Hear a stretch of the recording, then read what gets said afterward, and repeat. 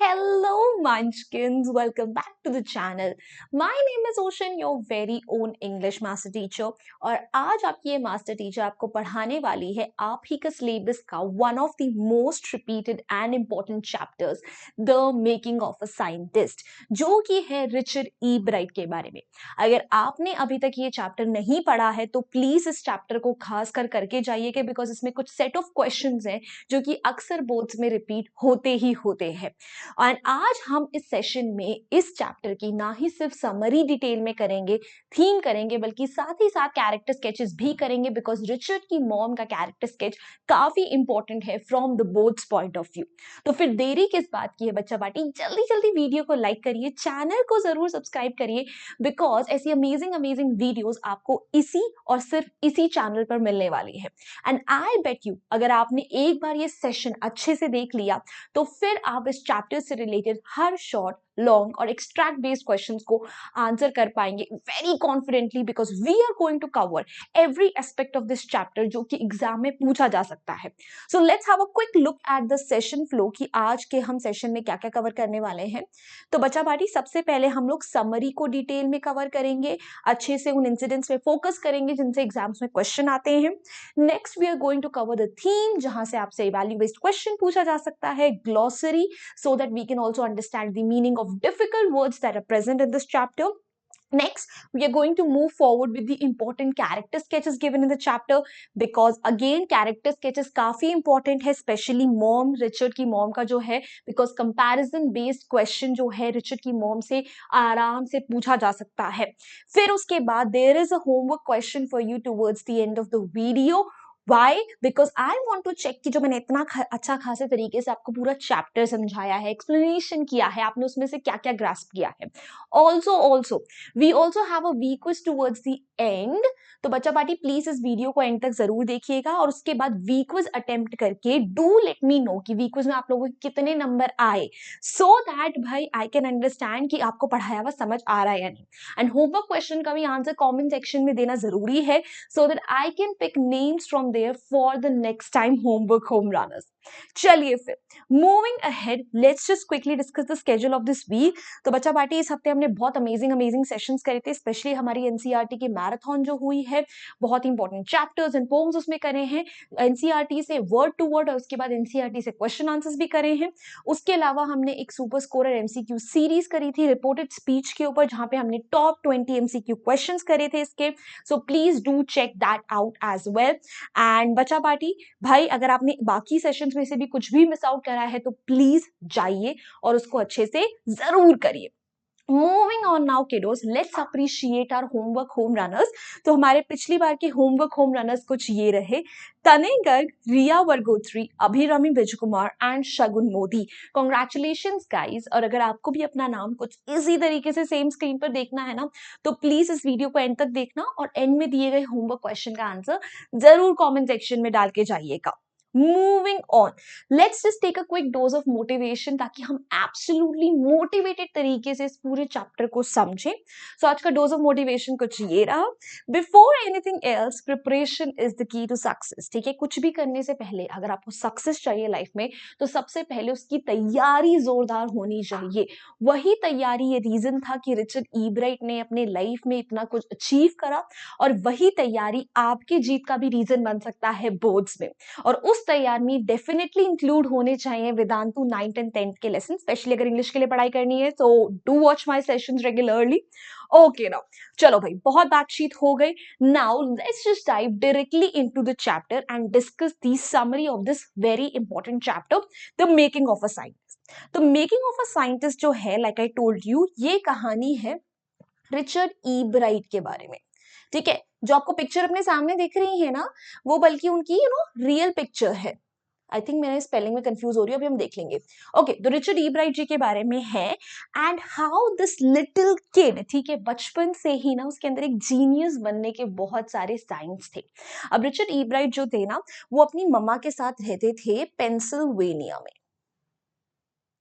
Double N Pennsylvania में वो अपनी मम्मा के साथ रहते थे और वहां पे उनके साथ खेलने वाला कोई नहीं था बिकॉज उनके फादर का डिमाइस जो था जब वो 3rd ग्रेड में थे तभी हो गए थे एंड उनकी मॉम इकलौती उनकी फ्रेंड थी जो उनको हर चीज में सपोर्ट करती थी। तो रिचर्ड ई ब्राइट को ना बचपन से ही चीजें कलेक्ट करने का बहुत ज्यादा शौक था। ठीक है, वो बटरफ्लाइज कलेक्ट करते थे, ठीक है, वो फॉसिल्स कलेक्ट करते थे, वो स्टैम्प्स कलेक्ट करते थे, रॉक्स कलेक्ट करते थे और एस्ट्रोनॉमर भी थे, बहुत ज्यादा उन्हें तारों वगैरह में भी शौक था। तो इसी शौक को देखते हुए ना उनकी मम्मा उनके लिए किताब लेकर आती है, the travel of monarch x. अब ये बुक जो है इनकी लाइफ कैसे चेंज करती है, ऑल्टर करती है, वो हम इस पूरी के पूरे चैप्टर में समझेंगे। अब ये बुक ना लिखी थी डॉक्टर उर्कुहार्ट ने। ठीक है, इनका नाम यहाँ पे लिखा हुआ है, नहीं लिखा हुआ है, हम आगे देखेंगे। ठीक है, डॉक्टर उर्कुहार्ट ने लिखी थी एंड उस बुक में क्या बताया हुआ था कि जो मोनार्क बटरफ्लाइज होती हैं ना, ठीक है, वो कैसे माइग्रेट करती हैं सेंट्रल अमेरिका से। और उन्होंने बोला था सब बच्चों को अर्ज किया था कि आप ना बटरफ्लाइज पे टैग लगाना शुरू करो, फिर जो दूसरा कोई उसे कलेक्ट करेगा वो टैग वाली बटरफ्लाइज को, तो वो उसे डॉक्टर के पास भेजेगा।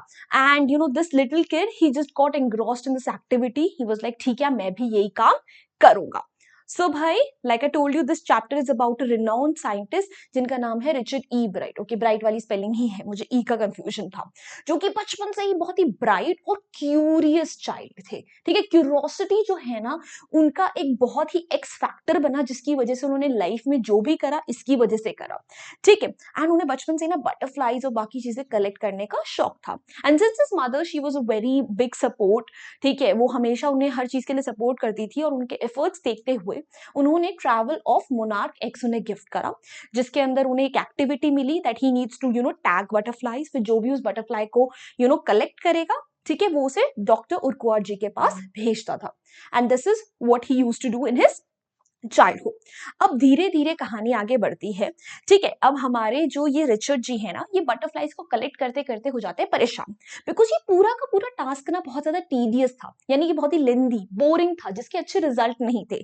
इतनी सारी बटरफ्लाइज उन्होंने कलेक्ट करी, बल्कि अपने घर में भी बटरफ्लाइज को उन्होंने उगाना शुरू कर दिया। उगाना would not be the right word over here, but caterpillars उनके एग्स वगैरह रख के उन्हें उनका पूरा कल्चर स्टैब्लिश करा। एंड स्टिल उनकी बहुत ही कम, सिर्फ 2 ही बटरफ्लाइज, टैग बटरफ्लाइज किसी को मिली थी, वो भी not more than 75 miles away from his place. तो इसको छोड़ के फिर उन्होंने ना 7th ग्रेड में एक काउंटी फेयर में पार्टिसिपेट करा। अब 7th ग्रेड में जब उन्होंने इस साइंस एग्जीबिशन में, साइंस एक्सपेरिमेंट वाले कॉम्पिटिशन में पार्टिसिपेट करा, तो उन्होंने प्रेजेंट करा फ्रॉग टिश्यू। एक बहुत नीटली तरीके से उन्हें फ्रॉक टिश्यू को रिप्रेजेंट करा एक स्लाइड पे। एंड उस टाइम पे वो कुछ नहीं जीते, he won nothing at all. And उन्हें इस चीज का बहुत ज्यादा दुख हुआ। ही वाज लाइक कि सबको कुछ ना कुछ मिल रहा था and I won nothing. But that is when I realize कि जो रियल साइंटिस्ट होते हैं ना, वो एक्सपेरिमेंट्स करते हैं, वो बस चीजों को डिस्प्ले नहीं करते। अब यही चीज थी। उसके बाद उन्होंने क्या करा, उन्होंने डॉक्टर कुहार्ट को एक लेटर लिखा। ही आस्क्ड हिम कि मतलब मुझे कुछ सजेशंस दीजिए, आइडियाज दीजिए, मैं किन किन चीजों पे एक्सपेरिमेंट्स कर सकता। तो उसके बाद उन्होंने एक्सपेरिमेंटेशन स्टार्ट करा मोनार्क बटरफ्लाइज की एक वायरल डिजीज से रिलेटेड। उसमें उन्होंने ये पता लगाने की कोशिश करी कि मोनार्क बटरफ्लाइज में हर कुछ साल में एक डिजीज होती थी जो उनके बहुत सारी बटरफ्लाइज को किल कर देती थी। एंड उनका अंदाजा ये था कि ये जो वायरल डिजीज हो रही है, ये बीटल्स की वजह से हो रही है। तो उन्होंने बीटल्स के साथ ना इन बटरफ्लाइज को रखने की कोशिश करी। हाउएवर ही रियलाइज्ड कि ऐसा तो कुछ नहीं है, beetles are not the reason for it. अब ये चीज उन्होंने रिप्रेजेंट करी काउंटी फेयर में and he actually won 3rd position over there. उन्हें एक्चुअली प्राइज मिला। And that is how this kid he got into this whole world of experimentation. और उन्होंने बहुत सारे सीरीज ऑफ एक्सपेरिमेंट्स करे जो हम आगे अभी डिस्कस करेंगे। सो भाई, उन्होंने काउंटी साइंस फेयर में पार्टिसिपेट करा, जहां पे उन्होंने फ्रॉग टिश्यू का स्लाइड रिप्रेजेंट करा, बट ही लॉस्ट। जिसके बाद उन्होंने क्या करा, नेक्स्ट ईयर उन्होंने एक वायरल डिजीज के बारे में पता लगाने की कोशिश करी, जो कि बहुत सारी मोनार्क कैटरपिलर्स को, not exactly butterflies but caterpillars को एवरी फ्यू ईयर्स में मार रहा था। ठीक है, और अब ये वाली सीरीज जो थी, इसमें भी उन्हें 3rd प्राइज मिला। नेक्स्ट उन्होंने एक्सपेरिमेंट करना चालू करा कि why did viceroy butterflies copy monarch butterflies. इसमें से भी क्वेश्चन आपसे पूछा जा सकता है। तो भाई उन्होंने इस पे एक्सपेरिमेंट करने की कोशिश करी और जब वो इस पे एक्सपेरिमेंट कर रहे थे ना, तो उन्होंने क्या करा, उनका ये एक बिलीफ था इस चीज को रिलेटेड कि भाई कि जो मोनार्क बटरफ्लाईज होती हैं वो ना बर्ड्स को बिल्कुल भी टेस्टी नहीं लगती। So that is why they try to copy them, ताकि वो भी उनकी तरह लगे एंड देन बर्ड्स उन्हें वाइसरॉय बटरफ्लाईज को ना खाए। बट उन्होंने जब एक बर्ड के सामने बर्ड फूड रखा और उसी के अपोजिट उन्होंने मोनार्क बटरफ्लाईज रखी, तो बर्ड ने मोनार्क बटरफ्लाईज को प्रेफर करा। ठीक है, तो ये एक्सपेरिमेंट भी एक तरीके से फेल था, बट स्टिल ये जूलॉजी में फर्स्ट आया।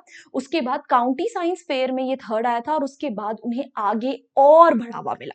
ठीक है, now he started experimenting on the 12 golden spots which are present on the pupa of monarch butterfly. कि ये गोल्डन स्पॉट्स जो है इनका काम क्या है, अब ये काफी इंपॉर्टेंट है बिकॉज क्वेश्चन आ सकता है what is the importance of these 12 golden spots. तो बहुत लोगों का मानना था कि ये जो 12 गोल्डन स्पॉट्स है ना, दे आर ऑर्नामेंटल, यानी they are decorative in nature, ये बस सुंदर दिखाने के लिए है। However doctor Urquhart did not believe the same. ठीक है, तो रिचर्ड ने इसके ऊपर भी पूरी की पूरी एक्सपेरिमेंटेशन करनी स्टार्ट करी एंड ही रियलाइज्ड कि ये जो गोल्डन स्पॉट्स हैं ये एक हार्मोन सीक्रेट करती हैं जो कि मोनार्क बटरफ्लाईज की ग्रोथ के लिए काफी ज्यादा एसेंशियल है। और इसके बाद उन्हें काउंटी साइंस फेयर में भी फर्स्ट प्राइज मिला, फिर वो इंटरनेशनल लेवल तक भी गए और उसके बाद उन्होंने Walter read army institute of science में, ठीक है, उन्होंने काम करा था during her summer vacations. And उसके बाद उन्होंने इसी चीज पे फर्दर रिसर्च कंटिन्यू करी, जहां पर उन्होंने जो मोनार्क बटरफ्लाई होते हैं उसके विंग्स के कुछ सेल्स लिए एंड उस पर एक्सपेरिमेंटेशन करके उन्हें पता चला कि ये cells they are dividing on themselves and ये प्रॉपर ग्रो भी करते हैं अगर इन्हें उस हार्मोन जो कि गोल्डन स्पॉट्स में प्रेजेंट है उसका एडिक्वेट अमाउंट दिया जाए। फिर अगेन उन्होंने बहुत सारे प्राइजेस जीते, अगेन उन्हें वॉल्टर रीड आर्मी लैबोरेटरी में काम करने का मौका मिला और साथ ही साथ इसके अलावा उन्होंने यूएस के डिपार्टमेंट ऑफ एग्रीकल्चर में भी अपनी एक्सपेरिमेंटेशन करी, काम करी एंड इसकी वजह से इनके बचपन में ही साइंस का जो पूरा बेस था वो बहुत स्ट्रॉन्ग था, because this kid was very curious and he wanted to find reasons कि कोई चीज क्यों होती है। और इस पूरे प्रोसेस में चाहे उन्हें बहुत बार फेलियर्स क्यों ना फेस करने पड़े हों, बट बहुत बार सक्सेस भी मिली और उन फेलियर्स के लर्निंग्स अभी इनके लिए आगे जाके बहुत इंस्ट्रूमेंटल होने वाले हैं। सो फिर उसके बाद उन्होंने 12 गोल्डन स्पॉट्स पे काम करना शुरू करा जो कि मोनार्क प्यूपा पे प्रेजेंट होते हैं एंड उसका हमने पूरा डिस्कशन करा कि वो क्यों जरूरी होते हैं एंड वहां से उनकी लाइफ कहाँ लीड करती है। अब ये जो हमारे रिचर्ड्स है ना, ईब्राइट, ये पहुंच जाते हैं हार्वर्ड में। अब इन्होंने अपना कॉलेज स्टार्ट कर दिया है, ठीक है, वो हार्वर्ड में अपनी पढ़ाई कर रहे हैं एंड उस टाइम पर भी ये मोनार्क बटरफ्लाई के पूरे उसी पे रिसर्च कर रहे थे। उस हार्मोन का जो उन्होंने गोल्डन स्पॉट से हार्मोन रिलीज होता है उसका उन्होंने केमिकल स्ट्रक्चर भी निकाल लिया था और इसके वो ऑब्जर्व ही कर रहे थे एक्सरे के अंडर, जब उन्हें एक बहुत ही इंपॉर्टेंट चीज पता चलती है। वो इंपॉर्टेंट चीज क्या थी, इससे उन्होंने एक्चुअली डिराइव कर लिया कि सेल्स जो हैं वो डीएनए का ब्लूप्रिंट कैसे रीड करते हैं। DNA which is actually important for our hereditary, जो भी चीज हमारे अंदर फीचर्स वगैरह होते हैं वो सब डीएनए डिसाइड करता है जो कि सेल के न्यूक्लियस में प्रेजेंट है। और उस थ्योरी को उन्होंने क्रैक कर लिया mayor at the age of 22। सिर्फ 22 साल की उम्र में उन्होंने अपने फ्रेंड मिस्टर वोंग की मदद से ये पूरा का पूरा क्रैक कर लिया सेल थ्योरी को। और इसके बाद इनके इस पूरे आर्टिकल को, इस पूरे के पूरे एक्सपेरिमेंटेशन को छापा गया था national proceedings of academy of science में, ठीक है, जहां पर एक्चुअली पहले कभी भी इतने छोटे बच्चों के एक्सपेरिमेंटेशन को जगह नहीं मिली थी। ऑलराइट, सो रिचर्ड ईब्राइट जो हैं वो डॉक्टर उर्कुहार्ट से बात करते रहते थे, उनसे रिसर्च वगैरह के लिए बातचीत पाते रहते थे, इंफॉर्मेशन लेते रहते थे, जो उन्होंने गोल्डन स्पॉट्स के टाइम पर भी करा था, ये हम ऑलरेडी डिस्कस कर चुके हैं। तो डॉक्टर उर्कुहार्ट का ना एक बहुत इंपॉर्टेंट रोल रहा है उनके लाइफ में। फिर उसके बाद उन्होंने केमिकल स्ट्रक्चर पता करा उस गोल्डन स्पॉट के जो हार्मोन है एंड उससे उन्हें पता चला कि एक सेल जो है वो डीएनए के ब्लूप्रिंट को कैसे रीड कर पाता है। वो एक बहुत ही बड़ा ब्रेक थ्रू था जिसकी वजह से उसे एक नेशनल मैगजीन में भी प्रिंट करा गया था। ऑलराइट, अब ये जो हमारे रिचर्ड थे ना, ठीक है, ऐसा नहीं था कि ये बचपन से ना सिर्फ और सिर्फ किताबी कीड़ा है। इनके जो सोशल स्टडीज के टीचर हैं, वो बोलते हैं कि रिचर्ड जो था उसको पढ़ाई जो है वो बहुत अच्छे से आती थी, मतलब अपने लेवल की जितनी भी उनकी पढ़ाइयाँ थी वो बहुत इजीली चुटकियों में कर लेते थे।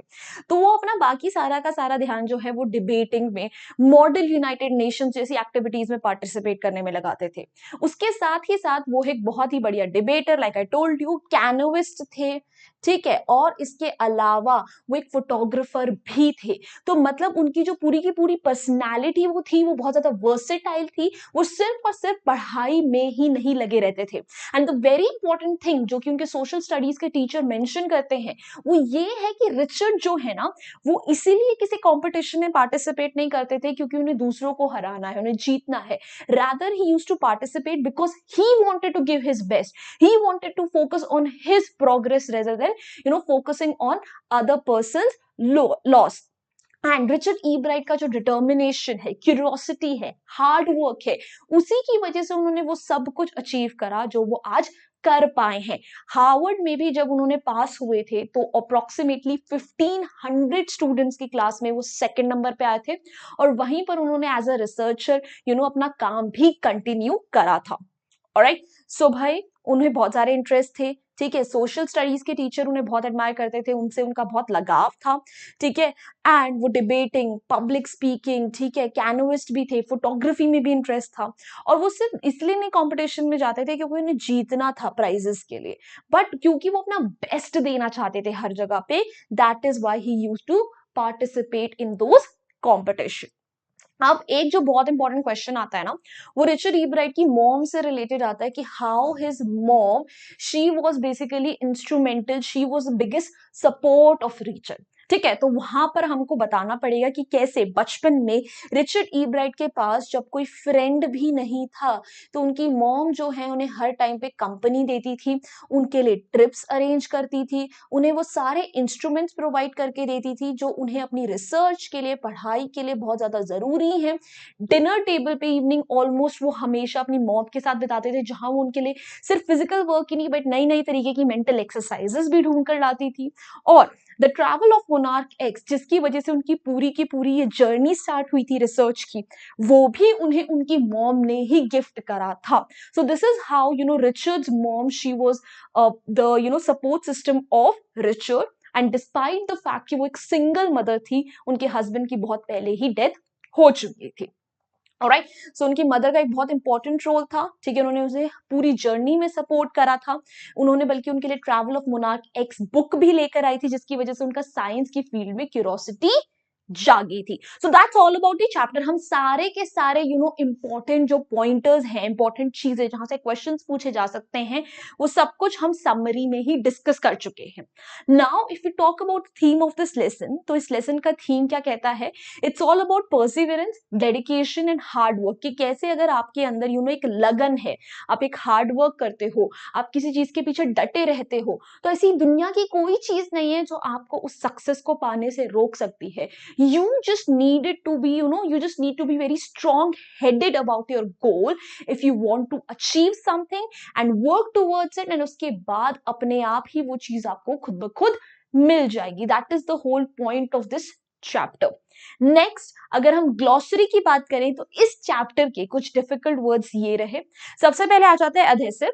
अधेसिव का मतलब होता है स्टिकी, जो चीज आप चिपकाने के लिए यूज करते हो, फॉर एग्जाम्पल फेविकॉल, या फिर आपका फेविक्विक। फिर टीडियस, टीडियस का मतलब होता है बहुत ही लंबा, स्लो, डल, बोरिंग। काउंटी, काउंटी उन्होंने काउंटी फेयर में पार्टिसिपेट करा था ना, दैट इज रीजनल लेवल का कॉम्पिटिशन। ऑलराइट, स्टैक, स्टैक का मतलब होता है पाइल ऑफ ऑब्जेक्ट्स, एक के ऊपर एक चीज जब आप रख देते हो। ऑर्नामेंटल यानी डेकोरेटिव, जो सुंदरता के लिए हो। एंड ब्लूप्रिंट का मतलब होता है डिजाइन प्लान, ठीक है, कि जिस हिसाब से चीजें होनी चाहिए। Next, let's talk about the important character sketches. So we know इस चैप्टर में सिर्फ दो ही कैरेक्टर स्केच है, एक है रिचर्ड का और दूसरा है उनकी मदर का। अब रिचर्ड से भी ज्यादा इंपॉर्टेंट ना उनकी मॉम का कैरेक्टर स्केच है। Why am I saying so? Because इस बार के सैंपल पेपर में भी दो मदर्स का कंपैरिजन पूछा गया था। सो भाई बहुत चांसेस हैं, बहुत आराम से चांसेस हैं कि रिचर्ड की मॉम का कंपैरिजन भी किसी और से आ जाए, मे बी भोली की मदर से आ जाए। सो प्लीज सारी की सारी जो मदर्स है ना, उनके कैरेक्टर स्केचेस को आपको अच्छे से करके जाना है। सो अगर हम रिचर्ड की बात करें तो रिचर्ड जो है he is a multi faceted versatile personality, यानी उन्हें बहुत सारी चीजों में इंटरेस्ट था। ऐसा नहीं था कि सिर्फ वो एक ही चीज में लगे रहते थे। And he was a man of science, science में बिलीव करते थे, स्पोर्ट्स में भी अच्छे थे और साथ ही साथ बहुत बाकी एक्स्ट्रा करिकुलर एक्टिविटीज में भी पार्टिसिपेट करते थे। उन्होंने एक एक्सपेरिमेंट कंडक्ट करा था ताकि वो एक वायरस जो है बटरफ्लाइज, मोनार्क बटरफ्लाइज की डेथ कॉज कर रहा है उसको पता कर सके। एंड उसके साथ साथ वो एक बहुत ही डेडिकेटेड रिसर्चर भी थे। ठीक है, उन्होंने जो है बहुत सारे एक्सपेरिमेंट्स करे और तब तक हार नहीं मानी जब तक उन एक्सपेरिमेंट से उन्हें कुछ फ्रूटफुल रिजल्ट नहीं मिला। उन्होंने लिविंग सेल्स की थ्योरी को भी फाइंड करा था just at the age of 22, 24 नहीं, just at the age of 22। फिर अगर हम रिचर्ड की मॉम की बात करें तो she is also dedicated, encouraging and supporting person. वो हर पॉइंट पे अपने बेटे का सपोर्ट करती हैं, हर तरीके से उसका साथ देने की कोशिश करती हैं। She was a single mother जिन्होंने रिचर्ड को अपने हस्बैंड की सपोर्ट के बिना ही पाला था। एंड उनकी हमेशा से हाई प्रायोरिटी क्या थी कि उनके बच्चे की जो इंटेलेक्चुअल और एजुकेशनल एडवांसमेंट है, कि किसी भी कॉस्ट में उनके बच्चे की पर्सनालिटी की, उनकी एजुकेशन में कोई भी ऑब्स्ट्रक्शन नहीं आना चाहिए। इसी की वजह से वो रिचर्ड के साथ हमेशा लाइब्रेरी, डिफरेंट डिफरेंट ट्रिप्स पे जाती थी, उन्हें इक्विपमेंट्स ला के देती थी जैसे कि telescope, microscope, cameras, mounting materials, anything that he required for his research, studies, education, सब कुछ उनकी मम्मा ने उन्हें प्रोवाइड करके दिया था।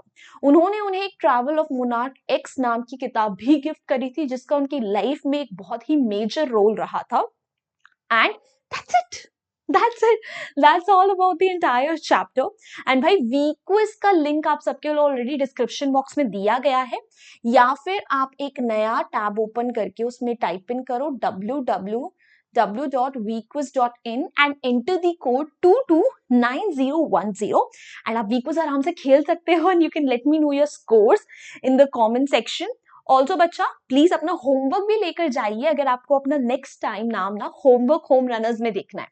तो बच्चा आज का होमवर्क कुछ ये रहे that how did a book become a turning point in Richard Ebright's life, कि वो जो एक बुक थी, कौन सी किताब, the travel of monarch X, वो रिचर्ड ईब्राइट की लाइफ में एक टर्निंग पॉइंट कैसे बन जाती है जिसने उनकी पूरी दुनिया को बदल के रख दिया।